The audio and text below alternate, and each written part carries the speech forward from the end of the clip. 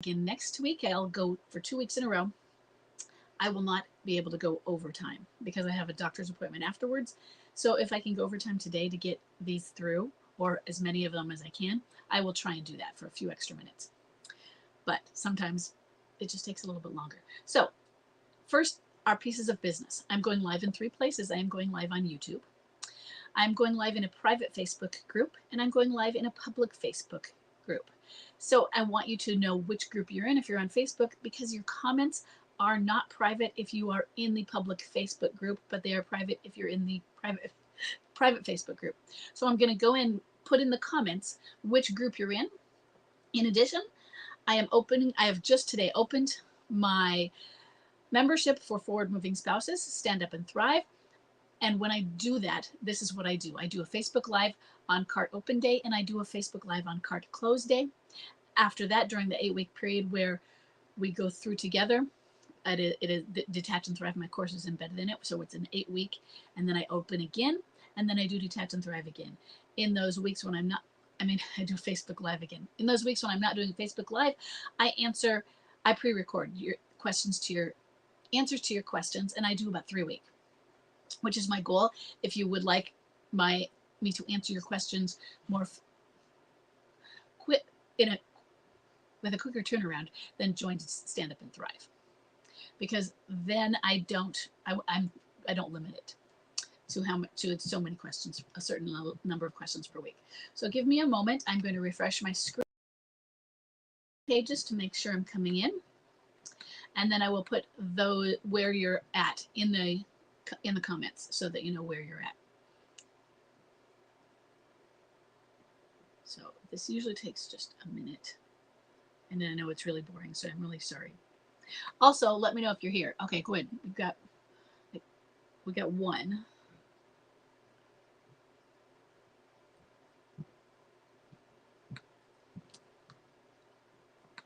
Okay. Still checking. There I am. Okay, that comment, checking to make sure, yep, they came through. That I have just put the comment on the public page. Now I'm putting the comment, and I hope I put the right one. You're on the public page. Good.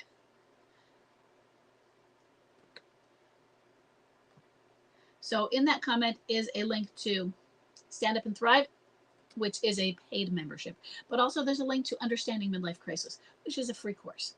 I recommend that as a prerequisite for everything. It's not required, but that is there to answer your basic questions, get you through those initial days of panic and anxiety, and answer those whys. And it's free. It's about 2 hours of videos when you put them all together, I think.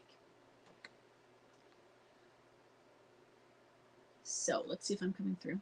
I still haven't seen myself yet. There. Okay, good. Okay, good. Hi, Scott. It's you.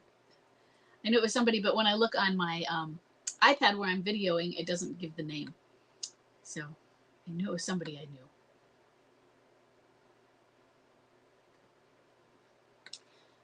Okay. So also, if the sound has a problem, let me know. I'll try and keep looking up occasionally. I have my iPad plugged into a fancy microphone, but sometimes it works fine without it. I just thought I'd try it. And if it didn't work, I can unplug it very quickly. So let's get going. I will give each one a number. That way, if you go back through and you can look through where, like on YouTube, you can look at transcripts and you want a keyword, where is number 1? You can find number 1, number 2. So number 1, we have Debbie. Debbie has a bomb drop of December 17th, 2020, a date of marriage of 2002. She has an at-home MLCer, and she says she's unfamiliar with energy level. She says, I thought my husband was depressed and he was going through a midlife crisis since about November of 2021. And notice she says bomb drop was a year before that. So there would be some questions on what was this bomb drop and why do you think there was a bomb drop? In September 2023, I'm so sorry, Debbie, he had a stroke. At that time, I found out about his 2-year affair during the stroke recovery. He is healing from the stroke, and I am trying to heal from the discovery that my husband was unfaithful for 2 years, and because of his gaslighting me, I had no knowledge of it. Now I'm trying to heal. I still love him. He says that this has all been a reality check and he wants our life together. I can't stop thinking about all of the secrets. So, first thing is that may be true. You have given us a completely different circumstance with the stroke and what that might entail and what that might entail in his recovery and how bad was the stroke. Also, bomb drop December of 2020, but it was a whole year later that you say he's been going through a midlife crisis since a year after bomb drop. Midlife crisis, usually how we think of it is there are roots. And I don't mean deep roots of what is the cause in childhood. I mean, there's a piece where they're in a midlife crisis and you're not aware of it yet. And then you get a bomb drop. Bomb drop pretty much initiates the escape and avoid, what some will call replay, the escape and avoid stage. I don't call that stage replay because I break it up into a replay style or type of escape and avoider and a low energy wallower. High energy replayer, low energy wallower. But that is when we really put the clock starting on the crisis. They could be sitting, I call it sitting in the waiting room of the train station, of the midlife crisis train station. Once they enter that waiting room, they've entered their midlife crisis, but they haven't started moving forward in their midlife crisis. Moving forward is bomb drop, they get on the train. And we say that because that's when things start to really change. In hindsight, you might notice some changes. But maybe they go on the train station because they had some form of a trigger that sent them into the midlife crisis. Dad died is a big one. So those are the confusions. So right now, let's not look at the midlife crisis aspect of it. Okay? And this might come back to haunt you. But just for now, he has had a stroke and he's recovering. And he says this has been a wake up. It's a reality check. One of the questions I get pretty often is, can a crisis get them out of midlife crisis? And the answer is yes and no. The answer is no, not if they're not ready. And the answer is yes, if they are ready. They have to be ready. They can sit for years right in front of the exit to MLC. So a crisis could shove them out. But think about it. If a crisis put them in, then they don't, it's not just like 1 year and out the other. They have to be ready. They have to have gone through and filled up the holes, or they can be yanked out the front and then they'll go back in later. And I don't mean 2 weeks later, then they're not really yanked out. It's just part of the same. I mean, you might think things are fine and it's 10 years and they go in for a worse crisis. What I want you to do right now, though, is let's approach this for the moment as though this crisis has been something that is a reality check and has helped him to exit a midlife crisis. Given your timeline, that's weird, but I just want to look at it that way because he's had a stroke. It's a serious thing. Here's what I want you to do. I want you to get emotionally focused therapy. That is a therapy that was designed for recovery from affairs. Is he willing to go to therapy? That's a litmus test. If he's not willing to go to therapy, there's a problem. He's not ready to recover then. And then you need to approach it from a different way. And you go to therapy regardless of whether he goes with you. And you let him know, you know what, I'm going. I have an appointment at such and such time, and you are welcome to join me. And you let the therapist know that is the situation. And make sure you have a therapist that will agree to that. But my advice is to find emotionally focused, EFT, emotionally focused therapy, specifically designed for midlife crisis. So hold on a second. I see the comment, but I'm checking. It's easier to read it. Okay, here it is. It's easier to read in my screen down here. Can an MLC still say that she loves you, but her actions don't show it? Oh, absolutely. That is typical. So one of the things is I love you, but I'm not in love with you. And then you're going to get to what does love mean? So with MLC and with love, there's a confusion. Is love an action? Is love a feeling? Is it all of those? Is love a commitment? And so they can feel they love you, but they're confused. They don't have the capacity for the actions that you feel would prove love. So if you're saying, but I need her to prove her love to me. And was it you that posted earlier? I'm not sure. I was reading through some of the posts earlier today, and it was, I need her to prove that she loves me, or she's not proving it. They're not going to prove it. In midlife crisis, during midlife crisis, not recovery, They're not going to prove it. Or they're going to cycle, and then they will suddenly disprove what they proved last week. So you can't count on consistent behaviors. Now, with having a stroke, getting back to number one, we don't know what consistent behaviors he's going to have the capacity to do, which is why I'm answering a little differently than I would normally for others. I want you to approach it as though you are recovering from an affair and bring up there was serious gaslighting. And it could be on the confusion of bomb drop and when midlife crisis started. It could be just that maybe you meant to write 2021 for your bomb drop. Maybe you write 2020 for November when you thought he was, instead of 2021 for when you thought he was in midlife crisis. Maybe it was just you had a bomb drop, you looking back, you saw that, you looked at midlife crisis, you didn't see the behaviors until this time and didn't realize, well, bomb drop kind of indicates that, but there was a denial. It could be hindsight, different things. But there are some confusions there. But really, the biggest thing in your situation right now is this stroke. He had a stroke, and that truly could be a wake-up call. It actually makes me think of the movie, I think it's Regarding Henry, with Harrison Ford. And I think it might have been an automobile accident or something, but he had severe brain damage afterwards, and coming out of it and learning about who he was and had been in that, and that he'd been having an affair with maybe his secretary, and his wife had been having an affair with one of their friends, and that was just how their life was. They were high profile, kind of narcissistic, and it was traumatic brain injury. Completely changed him and made him very vulnerable and open and realizing who he was. And so maybe a stroke can do that. I'm not saying it will or has or is, but I want you to approach it for the time being into therapy and discuss these things with your therapist. And maybe you're already seeing who he really is, or the MLC are coming through still. But go to therapy, EFT. And that is for everyone. Emotionally focused therapy as recovery from an affair. An EFT therapist may or may not understand midlife crisis, may or may not accept it. But at least you'll have the affair recovery aspect of it with that type of therapist. Okay, I am going to move forward to number 2. Good. That's good time so far.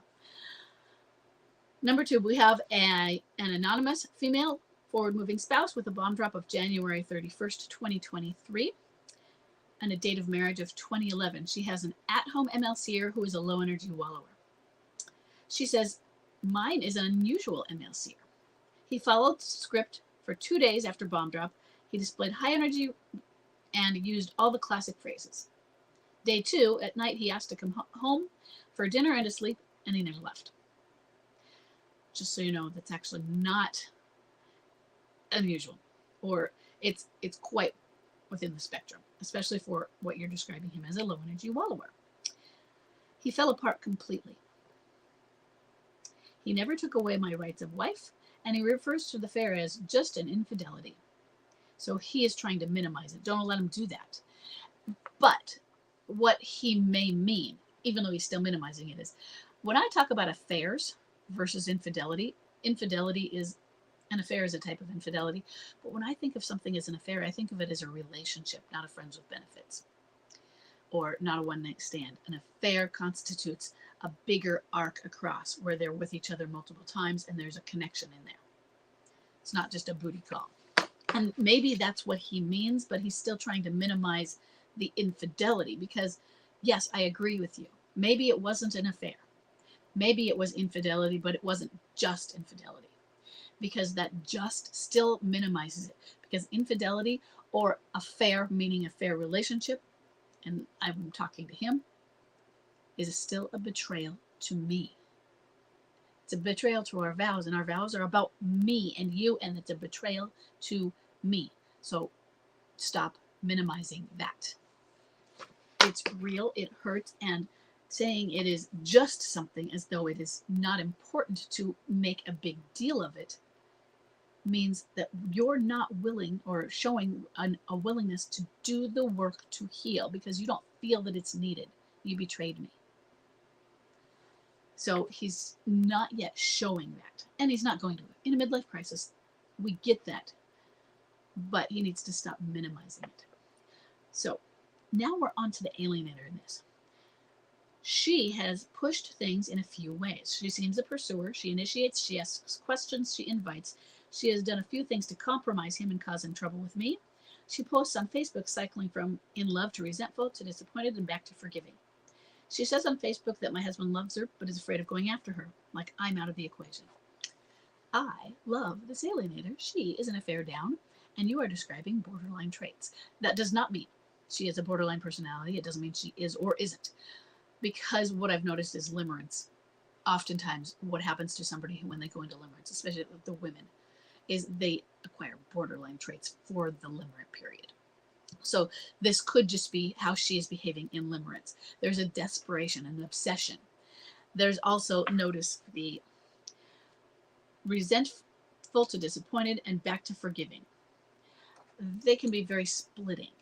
It's black and white. One day, they are everything. You are my hero. You're the greatest person in the world. The next day, they're evil. I hate you. I can't stand you. And then it's back again. So there's this cycling, but it's all one, all the other.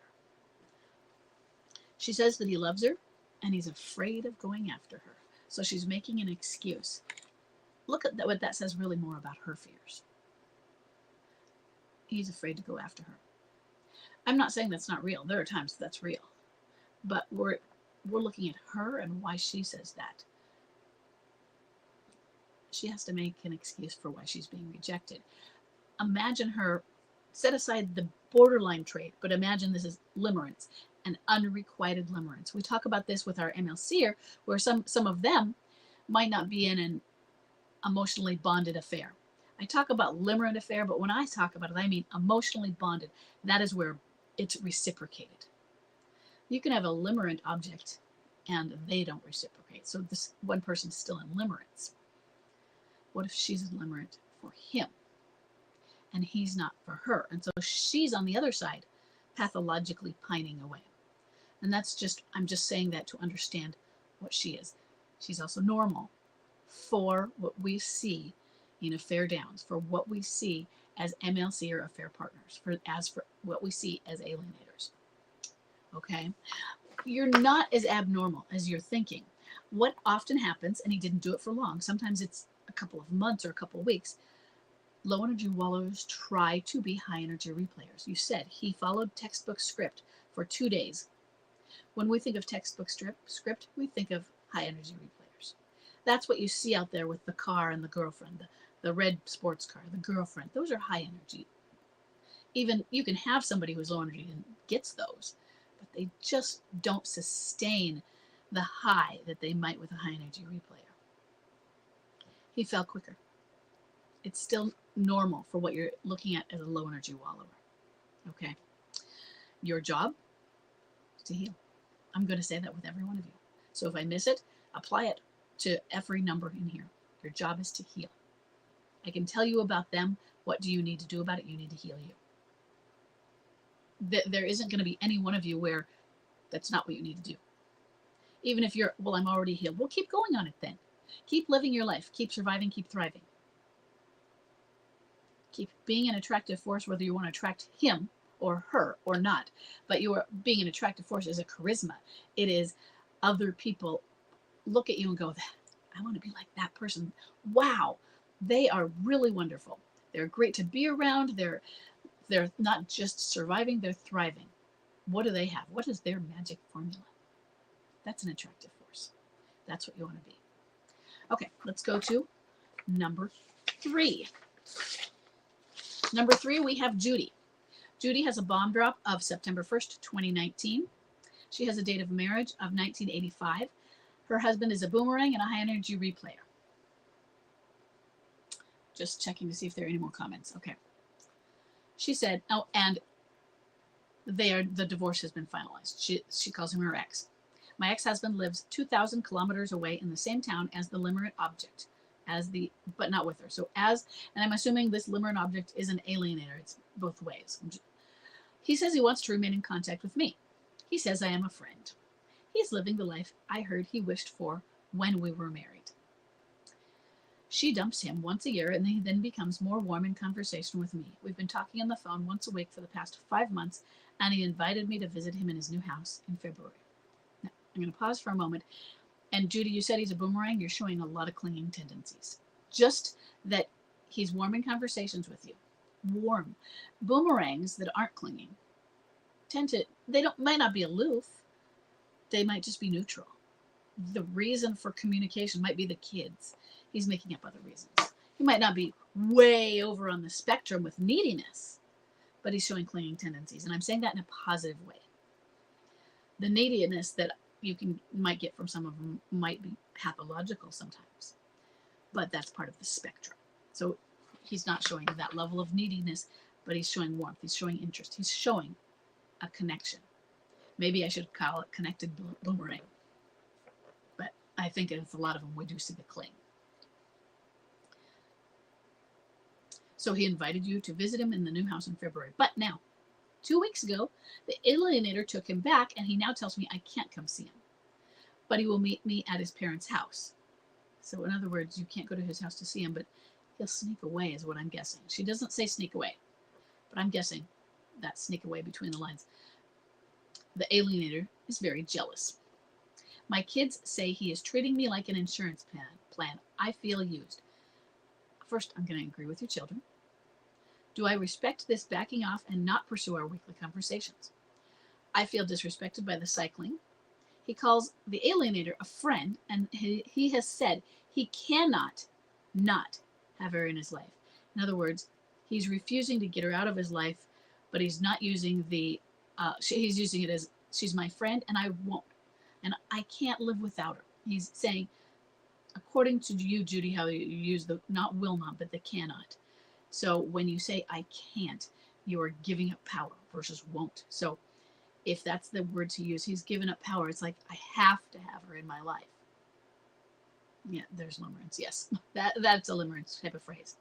Is it time I drop the rope? And what would that look like? He still wants me to do wifey things for him. Yeah, it's time to drop the rope. Wifey things, you're divorced. I'm assuming, because you called him ex.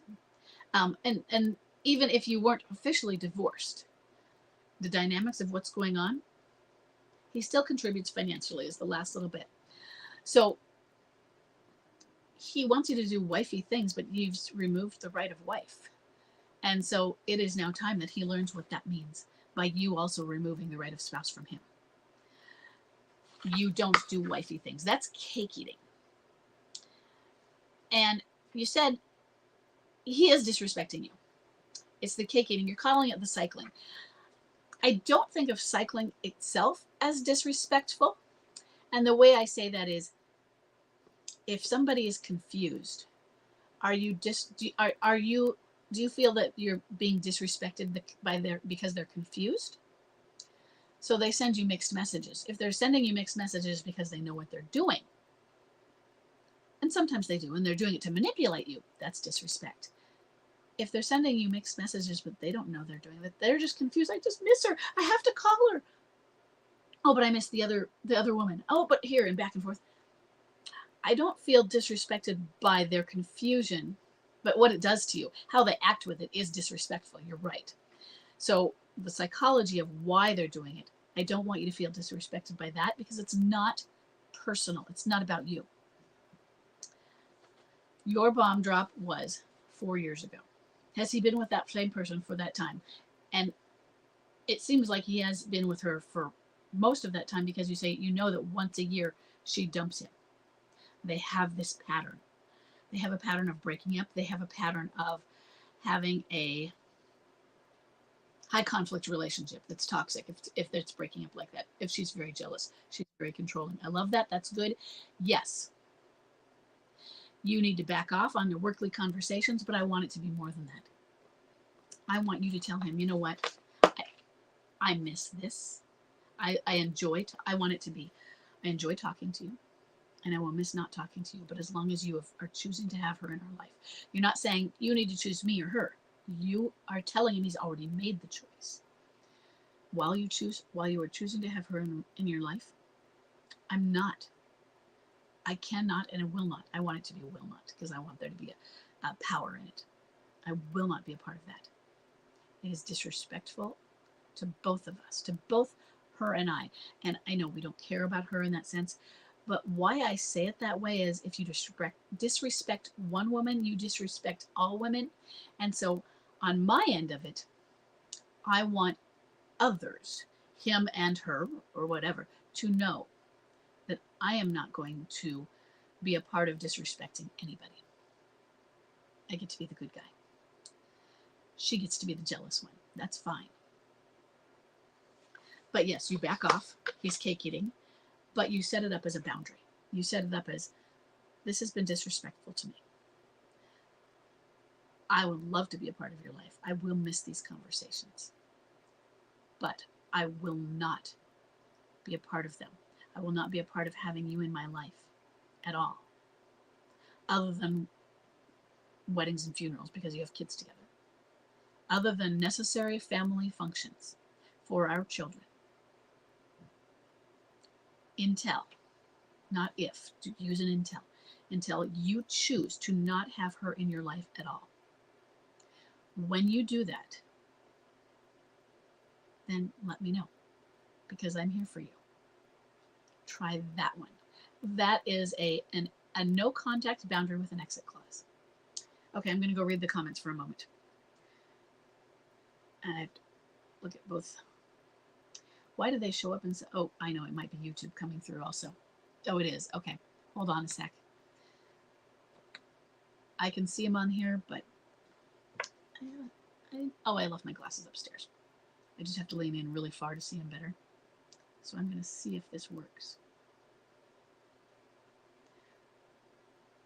I've never actually watched the YouTube on my computer, but let's see. The YouTube. Okay, I can't see it on the screen, so I'm going to look up here. Okay, so John, she believes, let's see, hold on, let me get. Last year, my wife began to lose weight working out, has had symptoms of menopause, and we have 6 children, a Catholic family. I think I was reading you earlier. Okay. And told me that she's been miserable for many years. She had a hysterectomy at the beginning of the year, then threatened me with divorce throughout the year, sending me pro se papers, then filed in September, and I had to get a father's rights attorney. She believes. Okay, you're describing midlife crisis. If it was you that I was looking at, because I just scanned a few posts before starting live, if it was you and I saw you talking about the unfairness of it, and I remember the Catholic family bit, you need to get understanding of what midlife crisis is. If you're going to do this, even if you're not, it can still give you some answers, because MLCers don't give closure. Let's say you aren't, let's say it's going to end. The odds, unfortunately, I'm not saying that to be negative, but the odds are against all of us. But let's say it was going to end. I want you to have some form of understanding, empathy, and being able to approach her with grace. Understanding the psychology behind midlife crisis and the infidelity can help you with that. And understanding the psychology of midlife crisis and infidelity can also help you with being a stander if you choose. So that's why I think it's very important to at least get a base understanding. It doesn't mean you have to stand or not. And you have to determine what is best for your children and you. Divorce is really harmful for children, but your relationship for a while is likely to be high conflict anyway. There's going to be a toxicity that you need to prevent and protect them from. Okay. And that's a lot of work. I'm going to move on here. So, John, I know you're on, since you're on YouTube. If you can go in, if you're on any of the places, go check out Understanding Midlife Crisis, okay? The links should be in various places, and I'm not sure if I ever put them in YouTube or not. So I will go through later and make sure I get the link put up in there.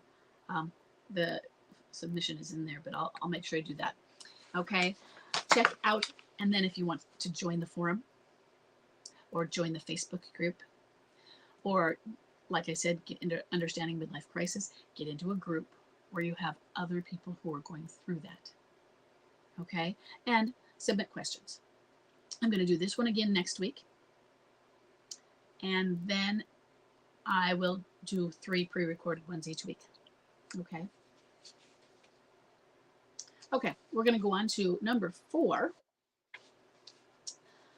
We have an anonymous female left behind a forward-moving spouse with a bomb drop of December 8th, 2021, a date of marriage of 2000.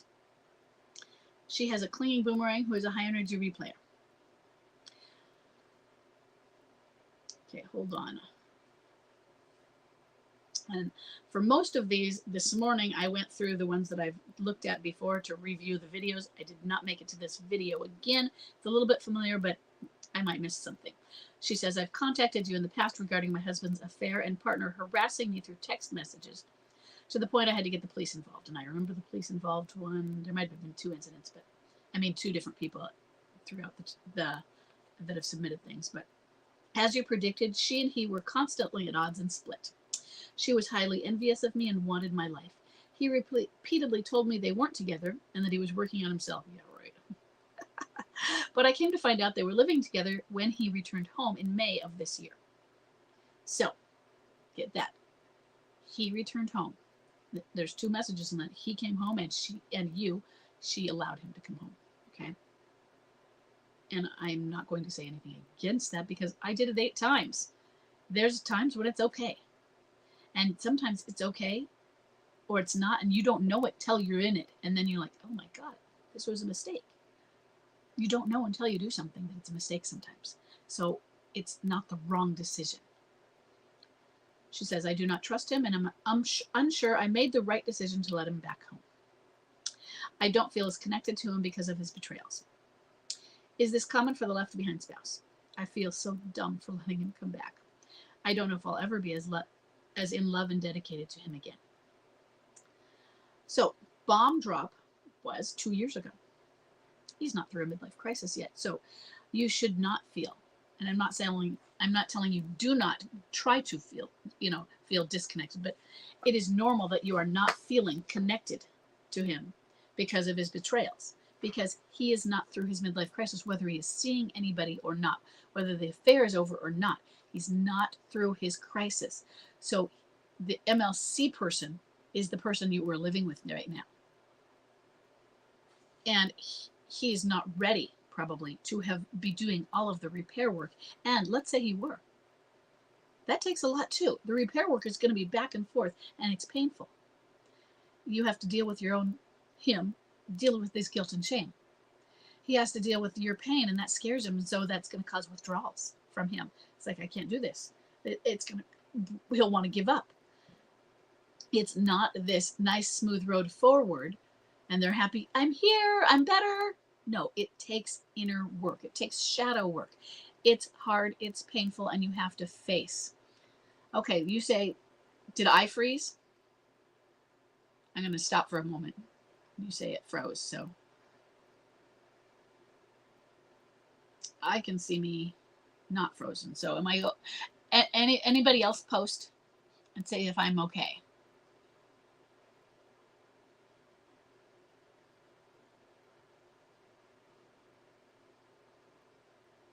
And if I don't see anyone posting, I'm just going to keep going. Okay.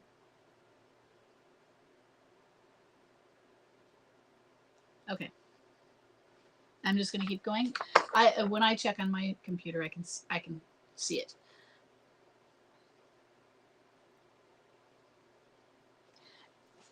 MSCers come home broken. They come home often not really ready. Some of them are ready to be ready. Yours is not ready to be ready. Okay, thanks. Not frozen for me. Several of you finally came through. Okay. He's not ready.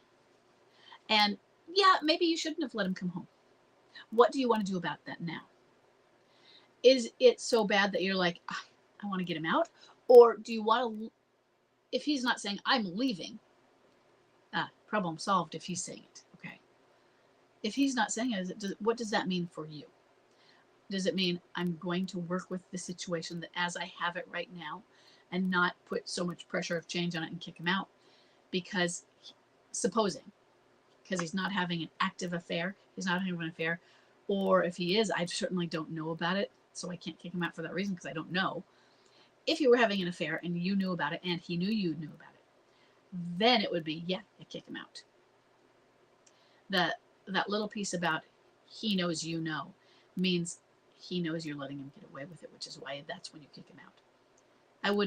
I'm not telling you to keep it secret from him that you know. If you do, I would bring that forward and say, now I know about it, you need to leave. But if that's not the situation, you get into counseling for yourself. You tell him that you would like the two of you to be in counseling. Do not have an expectation that he will go. Do not have an expectation that it'll be that it will work. Do not have an expectation that if he does go, he will participate. He might just sit there like a jerk, or he might blame you. Counseling can be traumatic for left behind and forward moving spouses because the MLCer might use that to drop more bombs, to just be rude, to blame and project at you. It's a litmus test. But you, yourself, I would like you to be in counseling, whether he's in it or not. And if he goes once, maybe he'll go to help her get through this and accept that I'm not gonna repair this. I'm just gonna sit around and do nothing like a slug, whatever that is. When he is ready, let's say he stays home. Because you have a clinging boomerang, high energy replayer, but you also, for the time, have an at-home MLCer. And I didn't have the names until Chuck was through the crisis, but I didn't call him an at-home MLCer because he was in and out so much. He would stay home for 3 months and then he was gone. He was home for 1 year on one of the time returns, but mostly he was a 3-monther. And it was such a back and forth that I didn't think it was fair to say, oh yeah, I have a live-in. But it was back and forth. So I had a clinging boomerang who I knew what it was like to live with him. I knew what it was like not to have him there. So what you could be in a normal in and out situation, but he's been home since May and you've been putting up with this. I want to know what you're doing for yourself. I want him to see you doing things for yourself. I want you to focus on you. You can't undepress him. You can't fix him. And right now, I don't want you to expect to be in love with him again right now. I don't want you to expect to feel that connection. I want you to want it, yeah. But if we're looking at midlife crisis, and this is for everybody, because I've seen a few people that are newbies when I was reviewing the posts talk about things like this. John, this might have been one of the things I was talking to you about as well.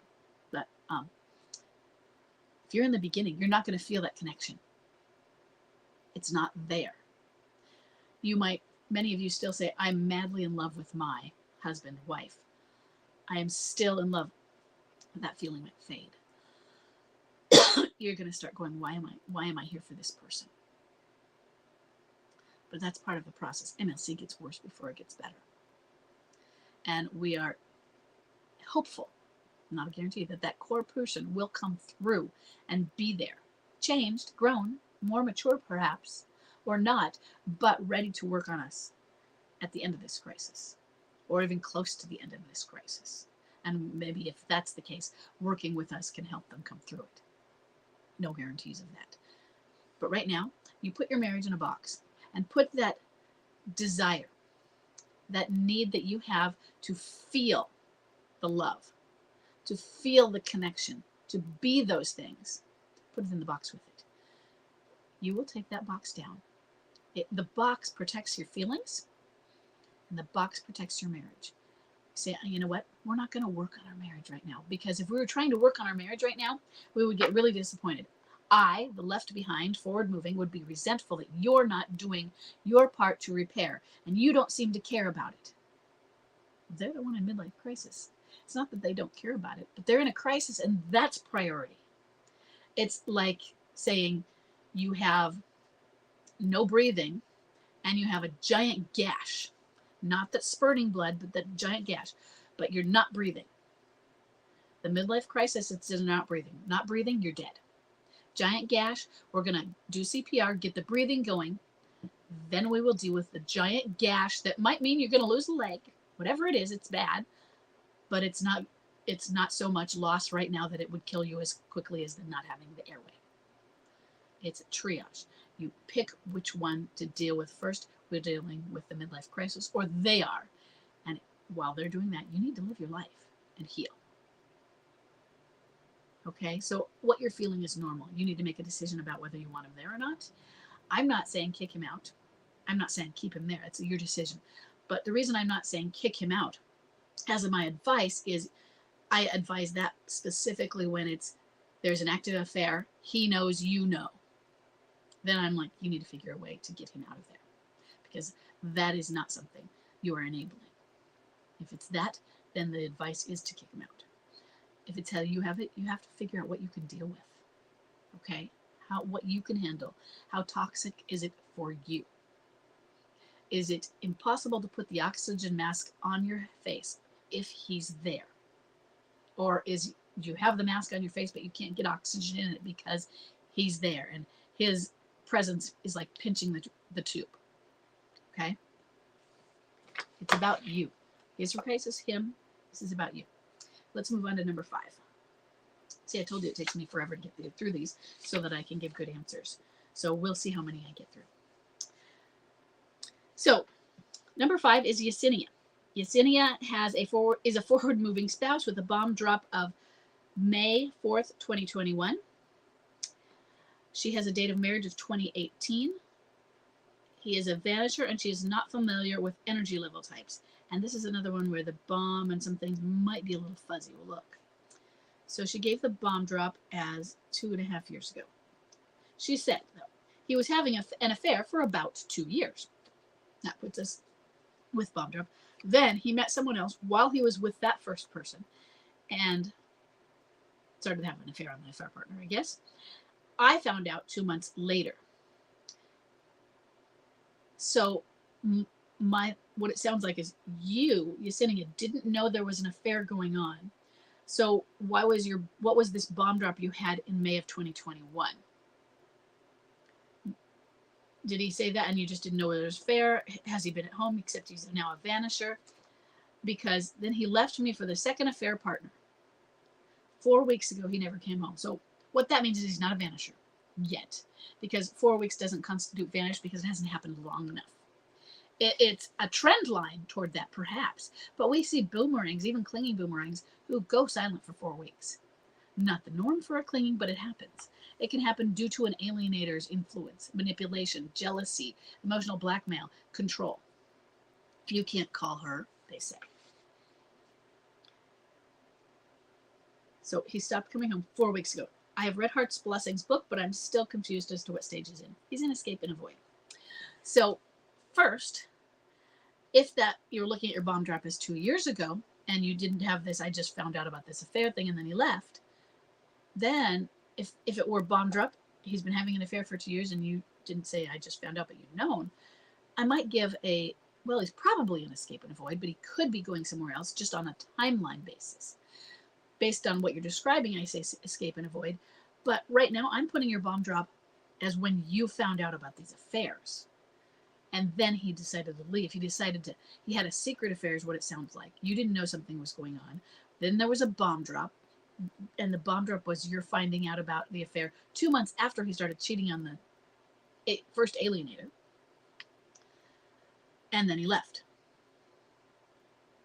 So for everyone watching, that is some evidence that midlife crisis starts before bomb drop, but we might not know anything about it. It might be a secret to us. We might feel like things are different. Sometimes then we can excuse them away because dad just died, and of course he's different. He's going through grief. Job was lost, going through grief. COVID, the entire world is going through something that changes us. And so sometimes changes in who we are and how we behave make sense. She also says in 2019, 2019, this is before that 21 bomb drop, 2 years. I was diagnosed with breast cancer. Could that be the cause? No, it's not the cause. It's the trigger, or it could be the trigger. Causes and triggers are different things. A cause is something big from childhood or multiple things. It's developmental gaps or holes in development, so that when the going gets tough, they don't have the coping skills. And so they fall down these holes that In other places where we don't have the gaps, we have positive coping skills for dealing with this. But in these, oh my God, it's like you're drowning. And what do you do when you're drowning? If you don't know how to swim, you panic and you flail your arms. You don't put your head down, let out your breath, you'll float, and then start kicking and swimming. Panic and anxiety go on, and you are flailing. You don't know, so the only coping skills you go to are negative things. Breast cancer could definitely do that, especially if he has a fear of abandonment. He was afraid you weren't going to be there. He might as well leave now. And we look at that and go, but where's the empathy? Empathy and fear will cover it. Doesn't mean empathy doesn't exist, but fear is one of the, if not the most powerful emotion. It can be all-encompassing, all-controlling. She says, all this while I'm going through my health issues, I'm devastated and depressed. I get that. It's devastating for all of us, but it feels like, how could I count on anybody? And let's say you recover, and I mean you, plural, as a couple. Do we have the faith and the trust that this, if you have a relapse on cancer, that his fear won't swell and override again, that he can't handle the tough times? That's what counseling is for. It's not simply to figure out, well, why did this happen and let's recover. It's, why did this happen and let's build some skills. Well, things to recognize when those fears are arising, Alien, but build some skills so that if I get sick again, and maybe it's I get sick again in 2 years, or maybe it's when I'm 75, but you're still here. And yeah, you're scared, but scared versus fear. I'm scared I'm losing the love of my life and I'm sad isn't the same thing as she's going to die. I'm going to be abandoned. I won't be able to survive. I better leave her now because I can't handle this. I just can't handle it. It's the fear isn't I can't handle. It's normal to be scared. The fear is when you can't handle the scared. What can you do to work on your depression? Therapy for everybody out there, okay? In addition, what other things can you do? Can you do some mindfulness? Can you do some meditations? Have you joined support groups? Especially not just all of us, we can join groups like what I have. We can join Al-Anon, things like that, but are there cancer support groups as well? You might also find that in some of those situations, there are other women who have been abandoned due to it. Be careful of not putting on the, oh, but why can't my husband be like her husband?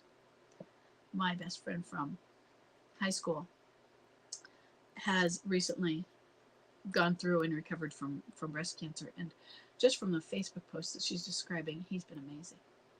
And you look at that and go, so don't compare yourself, but you can find comfort in knowing you're not alone. Because not every spouse handles this well. Okay? So I'm going to move on to number 6.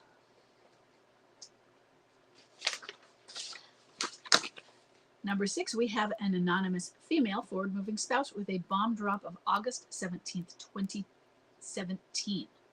A date of marriage of 1995. She has a vanisher who is a high energy replayer. So my previous question, she says, in my previous question, if anyone wants to look it up, or if I looked up a few of these and read them, but I just didn't have as much time to go through all of them this morning. The title of the previous video was Vanisher Expecting a Baby with the Alienator.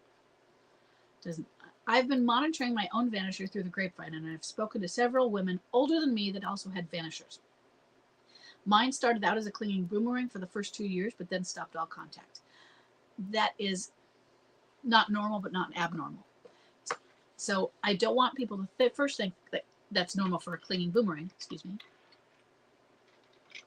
Most don't necessarily do that, but people who are vanishers, who have become, it sometimes does that. Oftentimes, it is due to the alienator, and they're really not. It feels on our end like a vanisher because they're not allowed to contact us. But if it weren't for the alienator, they wouldn't be that way. Okay.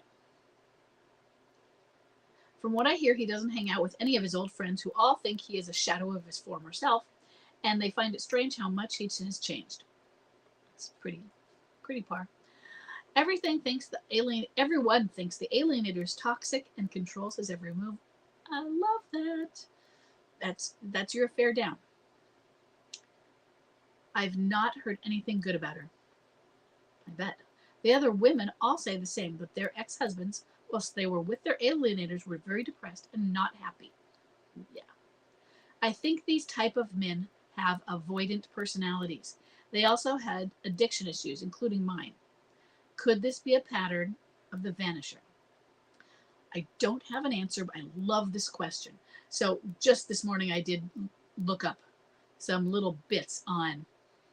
So if you would like to, I finally decided I wasn't going to find information probably on looking at midlife crisis and vanishing being my term also, and avoidant personality. That wouldn't be out there. I just looked up ghosting. I looked up ghosting and avoidant personality, and I found a few articles that think, yeah, there's probably a very good link to that. That is common. People who are securely attached aren't going to ghost.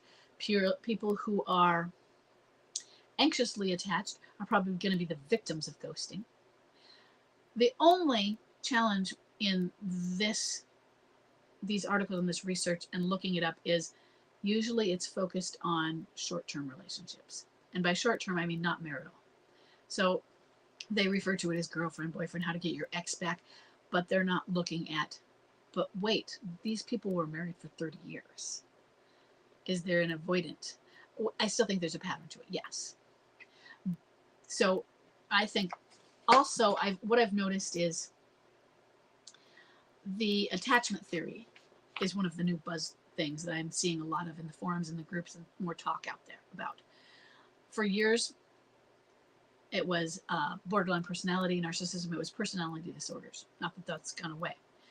So when I started in this in 2005, it was a few years before I really started looking at personality disorders. I don't know if I saw it from someone else or I just followed a wave in and on my own and there was another way of going. But for a long time, I studied personality disorders. That's a big deal.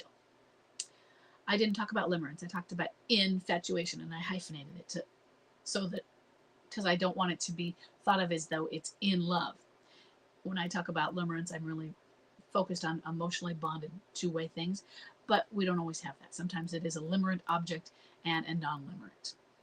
But limerence, though it's been around for many years, it wasn't a word or I saw a lot until maybe the last 7 or so, 5, 7. So I've started using limerence more, and we talk about limerence more. This last year or so, I'm noticing a lot more on attachment theory. Out there in the general area, in the midlife talks, and the forums, and the Facebook, more talk about, I'm this type. I think my husband is this type. Well, what is this? So this is a new area, I think, that is expanding that's on our radar. And I think that there is a pattern probably to it. I don't have any evidence. And I'm not saying there isn't any evidence, but I think that's why it's such a good question. And it is another place, an area of us to look at, understand what attachment type are we, what attachment type are they, and then also understand we're coming, many of us, from relationships that were stable. And just because one of our spouses is avoidant doesn't mean we're anxious, although avoidant and anxious will pair up. But what does that mean? You can be securely attached, you personally, you can have secure attachment style and have an avoidant spouse. And what does that mean? So I don't want you to look at some of them saying, well, this person pairs with this person, and so you must be. It doesn't work that way. Sure, that is a very common pairing. Just like narcissists and borderlines pair up, or narcissists raise borderlines, or narcissists and borderlines raise borderlines, that sort of thing. But it doesn't have to be that way.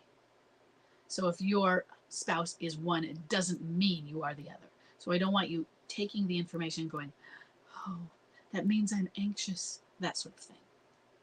And yeah, you might be. Some of us in the group are and do have those codependence issues. Some of us were stable. And we're probably, those who have secure attachment in the group are probably moving forward toward thriving faster than others as well. Okay, moving on to number 7. This is an anonymous female left behind and forward moving spouse with a bomb drop of April 8th, 2023, a date of marriage of 2011. She has a clinging boomerang who is a high energy replayer. She says, I'm wondering how you determine when cake eating is allowed and how much monstering do you allow before setting more forceful boundaries? Love cake eating questions. My midlife crisis husband has started out our divorce process and has moved out, and he's still with the alienator. With a bomb drop of April 2023, and we're still in 2023, yeah, he's going to still be with the alienator. Any degree of cordial conversation between us has been thrown out the window. Even communicating about basic logistical questions pertaining to our 4 young daughters is fraught with hostility and resentment. The second he sees me, I see smoke coming out his ears. That's how much he resents me. I still allow him to come into our house to spend time with the girls, and he came over for Thanksgiving dinner. But he makes passive-aggressive comments the whole time he's here. He acts like I don't exist and finds fault in nearly everything I do around him. Is it time to stop allowing the visits at our home? Yes. Yes. Basically due to all of the disrespect. That he is so resentful of you and making the comments in front of others. Even if they weren't there, but your children are there. So yes, it is. That doesn't mean you're keeping him from your children. Why does he behave this way? How do I balance what's right for my girls, having their father around, with setting boundaries for myself? It's what's right for your girls is that they have a healthy relationship with you, is that they have a healthy relationship with him that does not have to be in the presence of each other. And right now, a healthy relationship is not possible in the presence of each other. They're going to see one person demeaning the other, bullying the other, hurting the other, betraying, insulting. And what is that going to teach them? They are going to feel mad at dad. They're going to feel mom is doormatting. They might feel the need to take sides. They're going to also be confused with this chaos. They will not know what to expect. They're going to be afraid of relationships.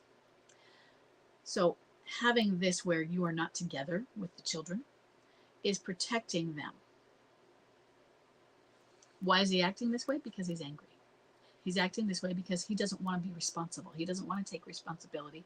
So he's going to project it towards you. Because if he were to look at when you point your finger, they're to pointing back to you, you'd have to go, oh my God, it might be my fault. It's my fault. And if it's my fault, then I have to solve this problem. I don't want to do that. It's too painful. It's too hard. I'm going to deny that the problem is me. I'm perfect. Or there's nothing wrong with me. Or it's too hard. And he has an alienator who's going to enable that. So why should he work on it?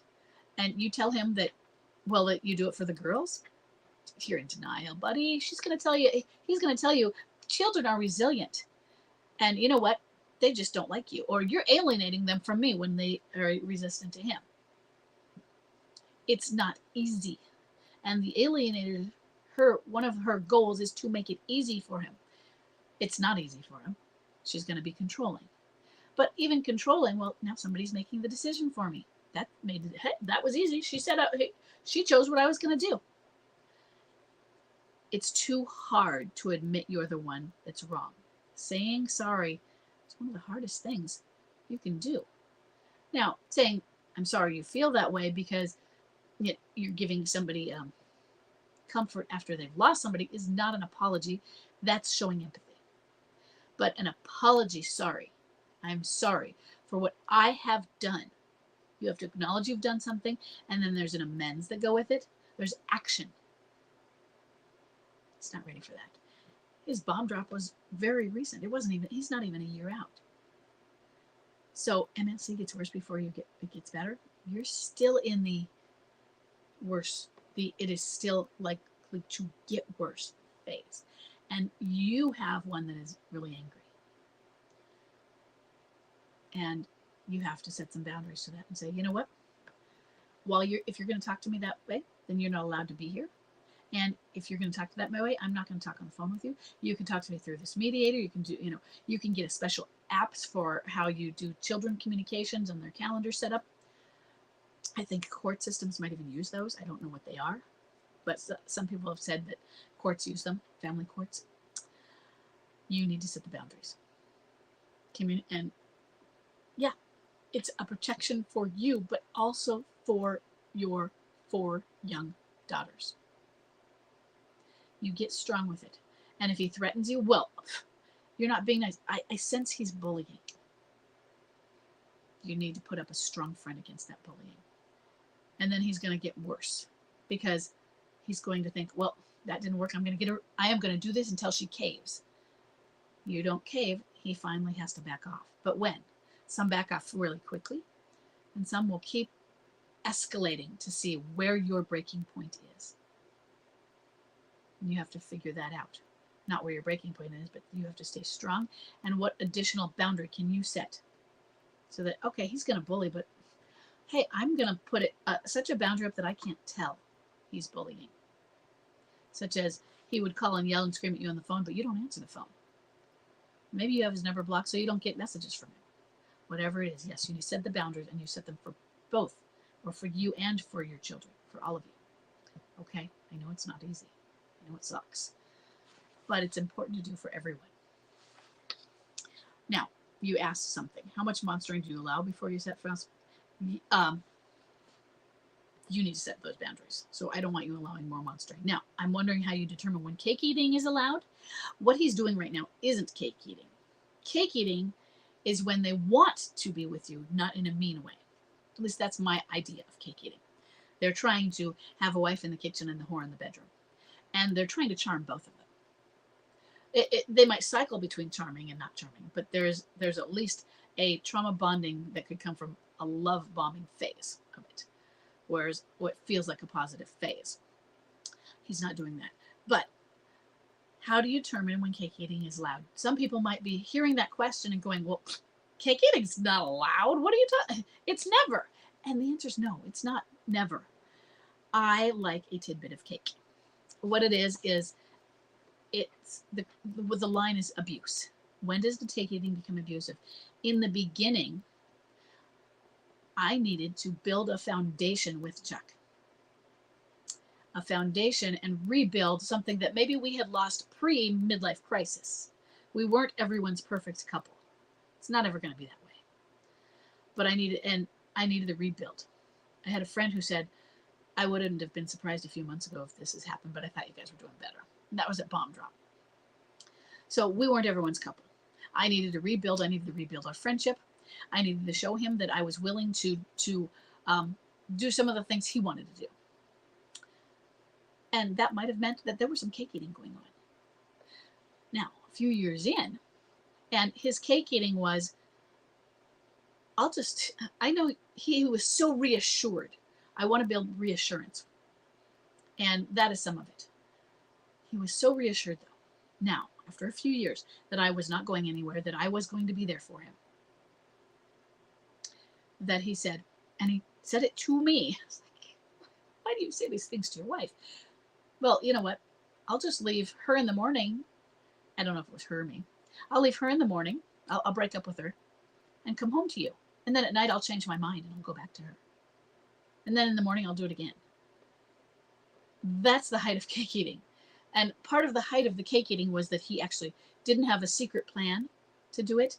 And he didn't do it. But that he told me that was the plan. That was what he was thinking. And that is, earlier in this hour session, I suggested the hard boundary of a no contact with an exit clause. I think that might have been number 1. I did a hard boundary with an exit clause. I suck at boundaries, I'll tell you that. But I did a hard boundary with an exit clause. It was, you may not have communication. I will not communicate with you. You're not welcome in our house, nothing. No contact until, it was not if, it was until. Until is a reassurance. Or when. Until you have broken up with her and she's not in your life anymore. Until you get rid of her. And when you do that, call me. Go ahead. Yeah, sure. Not before that. Not when you're planning to have her in your life, out of your life for an hour. And you have, so not when it's like, oh, double crossed fingers behind your back. Oh, I didn't really mean what I said. No. You have to have her out of your life. Gone. Call me. It's an exit clause. A no contact with an exit clause. And it is my strict no contact. That's the cake eating, when it gets to the height so much that they're just like, I can live in both worlds and you can't do anything about it because I know you're not going to do anything about it because you're always going to be there for me. Because I was a strong stander and I told him that. But I wasn't going to be on a doormat either, regardless of what he thought I was on. And so I set that boundary. That's cake eating. Okay. I know we're over, but we're going to see how much we can get done. I have one I told I could answer in a different way, but let's see if we can get through one or two more. Okay. So this is number 8. We have Cassandra. Cassandra has a bomb drop of November 26th, 2022, a date of marriage of 2008.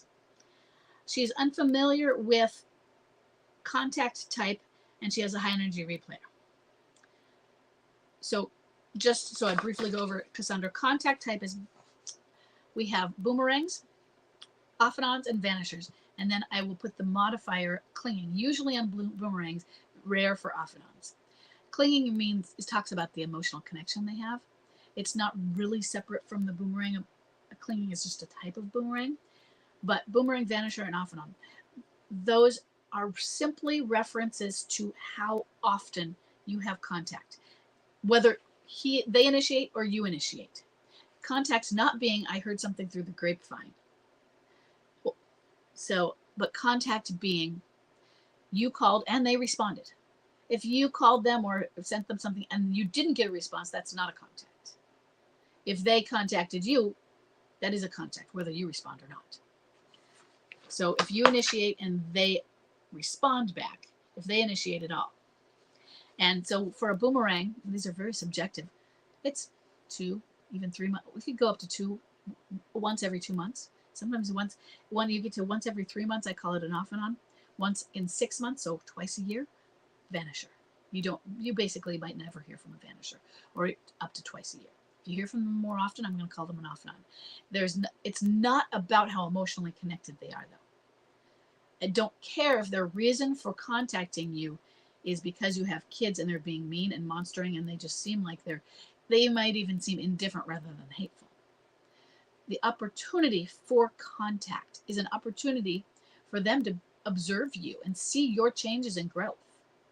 And so it's still, the more opportunity you have for them to see your changes, for you to, then you can be a mirror, whether they choose to do anything with that mirror and learn from it and be an influence or not. The opportunity is there. So those are the contacts. He's probably a boomerang. Energy level, yes, high energy relay. How can you tell if this is truly a midlife crisis or if it's narcissistic discard? Or if it's just MLC versus narcissism? You can have a narcissist who is somebody, and a narcissist as full-on NPD, the full diagnosis, let's say. You can have an NPD who goes through a midlife crisis, but there's more to the question. But what I want to say is that NPD and midlife crisis together, which one is bigger? NPD. Your problem is the NPD, and that's what you're going to probably be dealing with. So she says, also, what are the hidden indicators that they may return home? Mine has never wanted to lose contact with me. Boomerang. Possibly clinging, but he's a narcissist, okay, from what you've said here and before. But I refuse any contact. Good. Other than email about our daughter because he has caused so much damage. I caught him with the OW. He had no remorse. He is so unstable with our daughter, and he's abusive. Those are some key things that are red flags for me. And I say red flags for me because usually people don't key into them that way. Especially, you already knew narcissist. One of the times when I saw somebody saying things like this about their daughter and using the language, she had no idea about the narcissistic part. And I had to say, you're describing all these things that go with this. You know about it at least. He's abusive. Is this a good sign that he keeps trying to speak with me or see me even though he says it's for our daughter? No, he's a narcissist. You are his narcissistic supply. That's not a good sign. It's not a bad sign. It's just how it is. I had just spoken to him the other day for the first time since February, but this was about the divorce. He tried to bait me. I kept very calm and neutral and focused on the topic. Good. He didn't not want to hang up from me. So I want you to focus on this as the narcissist problem. You're married to a narcissist who is abusive. He is emotionally abusive, bullying, and other things. He may be physically abusive, or he has been. Now, let's say there wasn't the narcissistic aspect. I wouldn't expect remorse yet. If he is just somebody who is an MLCer and he's having an affair, there's guilt and shame, and they are not the same as remorse. They are not the same as regret. You can look this up on Google and it'll show you what's remorse. Deep regret. It is so much more. I mean, yeah, they use the word deep, or it is a feeling of guilt and shame. It's more than that. Those are pieces of it. But remorse, I think, includes action, not just feeling. There is an action that goes with it. It's so deep. And the pain, and it's no longer you're no longer able to avoid the pain. Guilt and shame, that's what escape and avoid is escaping and avoiding from. They're escaping and avoiding the pain, the shame, the guilt, some that they've created now. They are escaping and avoiding the fears that they have, and they are escaping and avoiding rock bottom, like liminality. What will cause them to fall into that often is realizing the what you think of as an awakening. It's not awakening doesn't mean coming out of the tunnel. It means, oh my God, what have I done? So they crash and get worse because they feel so much guilt and shame. And maybe remorse starts in that because they crash and they get down there. But it's a slow, long, painful process. And what I think of with remorse is I think of what J.K. Rowling said in the Harry Potter series. It can kill you. The pain is so extreme that the pain of it can kill you. Now, that's a novel or series, but in other words, remorse is that deep. There is, and this is an old one, on my forum, not the Facebook page, but on the forum, there's for quite a while, and they might have had a few threads on it, on remorse versus regret, going over the differences. And for a long time, and I believe that was the title, remorse versus regret, or regret versus remorse. For a long time, they had that stickied as a topic. And it started years ago, so I don't know if they have a few of them or if it's still going, but it can at least probably be found in archives. You have to be registered at the forum to get into the archives. If it's on the main public page, then you don't have to be registered. You can just look at those. The other thing that I was thinking of for this is, and Cassandra, you can actually contact me because I don't think I have time while I'm chatting here to go look up a link. But on the forum, years ago, I did my coaching through writing, and it took me like it took me like several days of hours just to do it, which is why I don't do it that way anymore. But I would go through a person's thread, sometimes 100 pages, and use that as my basis for the coaching. And there is, in the archives, there is the one that I was mentioning that I felt was a narcissist, and there was an issue with the daughter. I think she was like 6, and I remember an incident she described dragging him out of the car or something, maybe across concrete. There was just a lot of different things that were abuse, and just the tiny little bits you've said, it red flagged me back to that situation. So if you'd like a link to that, that is in the coaching archives of my forum. And you probably have to be registered to get the coaching archives. I'm not positive. I know the regular archives, I've kept it so that to encourage you you can read the forum, but if you want to read some of the old stuff, to encourage people to register. So I'm glad that you're keeping calm. I don't want this to be a situation that you have hope for. If he is a narcissist, and just you're showing me the signs, there's a danger in that. Okay. You tell us that he is caught with the OW, had no remorse. Then you say, here's what he's so unstable with our daughter and so abusive. Then the very next line is this a good sign that he's trying to speak with me? He's unstable and abusive. Now, I think that part of it was a parenthetical. You might have been saying, our daughter has, the contact is email with your daughter because you've caused so much damage and is so abusive, with all the other stuff inside of parenthesis. Caught him with the OW, no remorse, unstable. But take out those parentheses and say, I'm going to read that again. Other than email, you have contact other than email about our daughter because he has caused so much damage. I caught him with the OW. He had no remorse. He's unstable with our daughter. He's abusive. Is this a good sign? No, it's not a good sign. None of that is a good sign. It is a warning sign. It is a red flag. And the warning sign is him, but there's also a red flag into, why are you asking for a good sign? Okay. I know you want this for your daughter. I know you had this marriage, but he's showing signs of serious narcissism just in those little phrases. It's not a good sign. Okay. Should you start to allow communication? No. You need to do what you need to do to protect yourself and to protect her. When you talk to him, you hadn't talked to him since February. You asked if you should open communication. He tried to bait you. The first time you had talked to him in, 9 months or so? And he tried to bait you. He immediately was right back to, I'm going to bait you. You are his narcissistic supply. Good job at staying neutral and focused. But he is one of those that is going to escalate to get you. I'm going to find your breaking point. And he's going to keep doing it. He didn't want to hang up with you because you're the narcissistic supply. He needs to find a new supplier. Okay? Stay away. I'm sorry. Stay away. I hope that one's helpful. It's a tough one. Okay. I'm going to answer one more. This is, I know we're going way over, but this is an anonymous.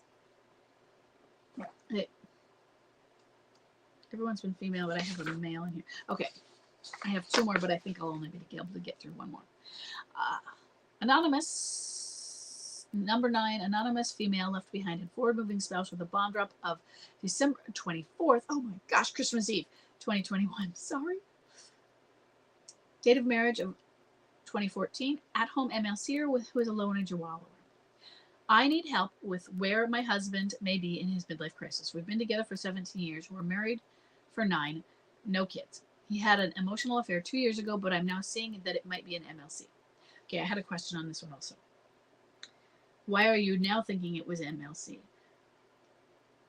But you had a bomb drop a few years ago. Maybe it was you just didn't realize you can have a bomb drop and not study MLC and not click into that. So that might be it. When I discovered the affair, he'd only been seeing the alienator for a week, but he was in limerence and said he loved her. After a few months and a lot of drama with her, he decided to work on our relationship and he never moved out. He's contacted her and she him a few times since, and in April of this year, I asked him to move out so he could figure out what he wanted. That shook him and he started working on himself and making drastic changes, so he stayed. The last 6 months have been better than ever before, and I thought we were moving past it. Now, after a tense weekend, he's airing new grievances, saying he's not sure what he wants and is moving out to find out. He's also talking again with her.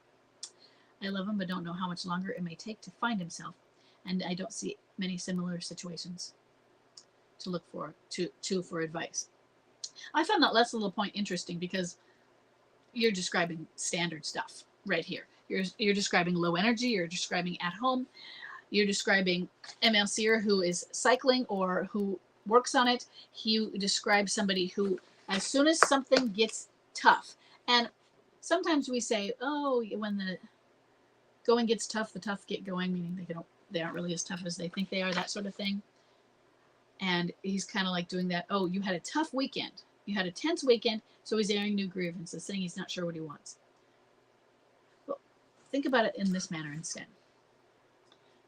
Things were going better. So fair weather. And then something happened. Something challenging happened. It could be a tense weekend with arguing. It could be a tense weekend with, I live in fire country. You had to evacuate, and so there's panic and there's trauma going on, and we have to hurry out. Things that aren't in your control. Arguing, maybe you're in control of something. It's something you did, or the two of you together. But it could be acts of God. It could be an accident. Somebody ran into your car while you're in it, but something. He doesn't have the coping skills. But when things were fine, there was nothing for him to fall into that developmental gap. As soon as he fell into the developmental gap, remember, then he's drowning. Then he's not sure what he can handle. He's not sure what he wants to do. And you're not sure how long it's going to take him to find himself. So we use that term, find ourselves. I don't know who I am, I have to find myself. But that's not always and really what is happening for many of this. It is, I need to fill in and repair the traumas from childhood so that I need to build coping skills that should have been built when I was 2, 3, 8, 17. They weren't built. He has developmental gaps, and every time some challenge comes up, he's going to fall into that. And so, sure, things were going fine because the road was smooth. Also, things were going fine, and remember what I said earlier? In this session, they get yanked out of the front. They will go back in for a crisis. They cycle, but sometimes they are yanked out and you think things are fine. They are working on themselves. They really are. Maybe sometimes there's rug sweeping. Sometimes maybe you're going to counseling and trying to do it. But then they hit the challenge. They don't have the skills. And they don't stick to it. They get scared. It's actually not uncommon. You're going to see this with both low energy wellowers and high energy replayers. It's just going to manifest differently for each person. But the general description that you're giving me is common. Okay? So what do? You look at that, what a midlife crisis is. A midlife crisis lasts 3 to upwards of 7 years. You are in it for, if that bomb drop is accurate, 2 years. 3 years. What are we on? 2023. You're in it at 2 years. At this Christmas, you're in it 2 years. You say, I love him, but don't know how much longer it may take to find himself. 3 to upwards of 7. Okay. 3 to upwards of 7. So you're going to do what you can to heal you.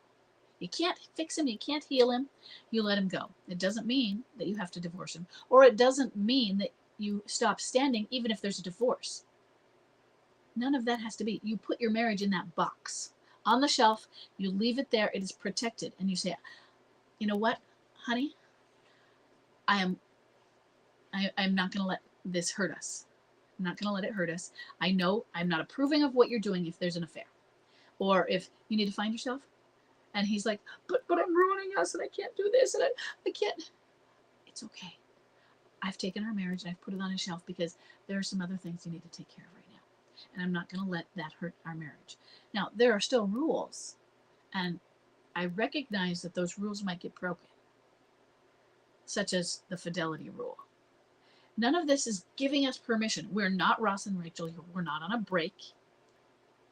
But that box is protecting us. It means that I am not going to allow you to hurt me. That box is a boundary also. And I'm here for you. But you have the freedom to do what you need to do to heal thyself. And that is a gift you can give to him.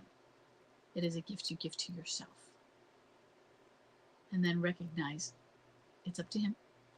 MLCers are an escape and avoid. What are they escaping and avoiding? Healing. So don't get upset that, well, I gave him all this time to heal and he's just not working on himself. And he was doing it for 6 months. What's wrong? It's a midlife crisis is what's wrong. There was a guy on the forums for years. His moniker was "Don't Give Up," and he would keep reminding one of the moderators when she'd get upset. And it wasn't meant to be an insult. She knew he was doing it lovingly. He just remembered her. Which part of midlife crisis don't you understand? Because the answer sometimes to the question is, why is this happening? Why is he doing that? The answer is midlife crisis. But if you don't know what midlife crisis that answer means, it doesn't have a meaning for you. The answer is midlife crisis. Okay, I have one more that I didn't get to that I will get to next time. So next week, keep your questions coming. And then I have one more that I didn't get to that is part of Thrive that I will answer for Thrive. But next week, we will do this again, but we will probably do it at 12 o'clock to 1. It might be 11:30. Give me a little bit more time, but it might be 12 to 1. But once we are done next time, I have to go immediately so that I can get to my doctor appointment. Okay? I will see everybody. There will be probably a few more emails than usual coming throughout this week. At least especially by the end of next week when I do the final 3.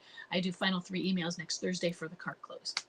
Okay, I will see all of you next week, and just keep your questions coming. Bye-bye.